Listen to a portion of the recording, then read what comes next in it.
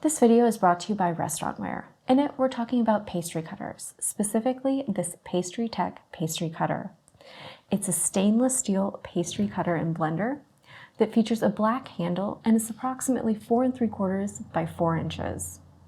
It features a lovely non-slip handle that's going to make it easy and secure to use. You can see you've got those nice little finger rests there, so it's got a nice easy grip to it. The rest of the construction is stainless steel to help it prevent rusting and giving you a long-lasting tool for use in your kitchen.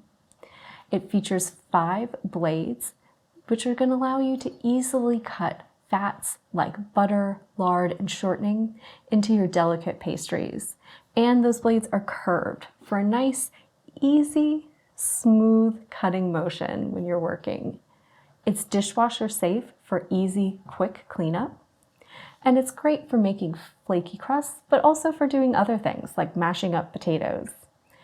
So it's perfect for busy restaurants with pastry departments or pastry shops, or just if you're making pies at home.